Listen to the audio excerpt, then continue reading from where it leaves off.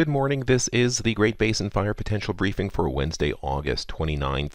No significant fire impacts today. We will see some increasing winds where you see the orange shades along with low humidity both Thursday and Friday. A lot of this will be occurring in southern Utah, southern Nevada, where fuels are not quite critical.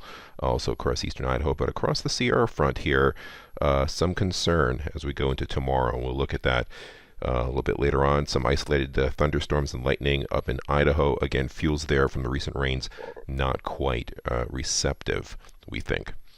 Precipitation, very little if anything. The last 24 hours, a lot of this is just false radar echo estimate.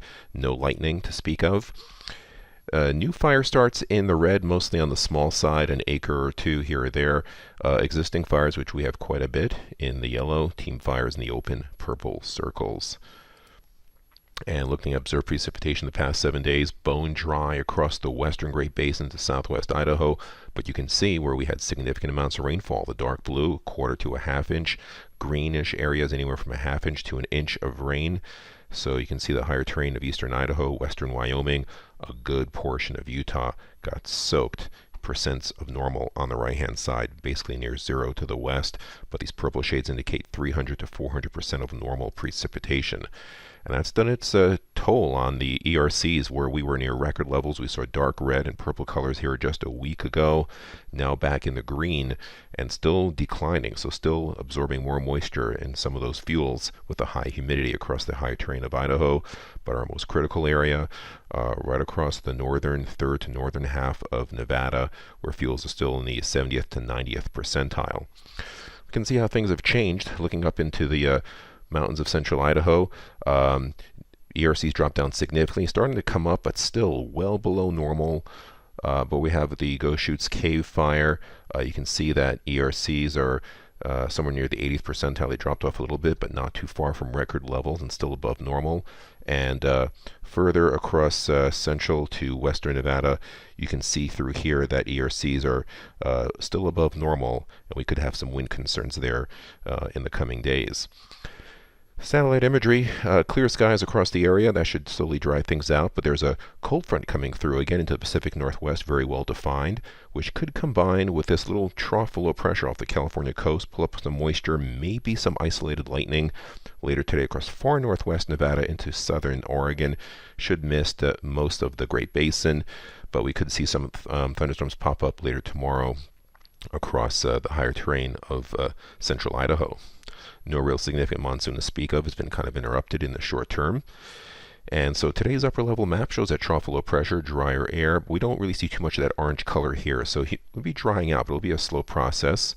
You can see the significant fire potential quite benign in most areas except for western Nevada. For today, we'll see some winds picking up across the south, nothing significant. We will start drying out, see humidity levels in Nevada near 10% or single digits. Same for western Utah, mid-teens in Idaho. Now for tomorrow, there's that front coming through, some moisture showers and some thunderstorms across Oregon. Drier air pushing in here, and upper level winds are a little bit on the stronger side through here. We see some more drying on the 7-day. And you see some winds here. This strip of kind of this brownish color here indicates gusts of 25, 28 miles per hour.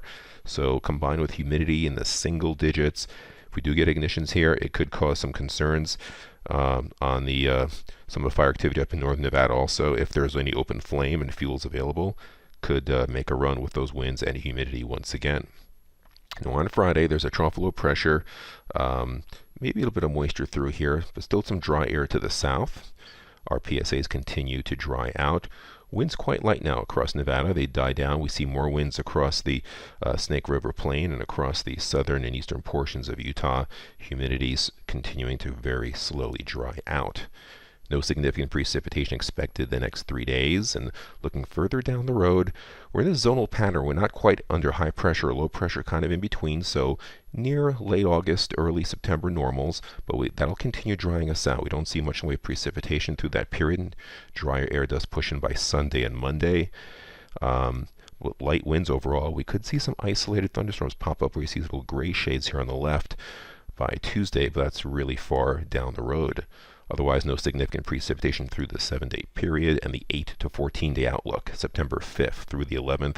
A return to above normal temperatures, some increasing moisture across the southern areas, but continuing to dry out across the northern third to northern half of the region. This concludes our briefing. Have a great day.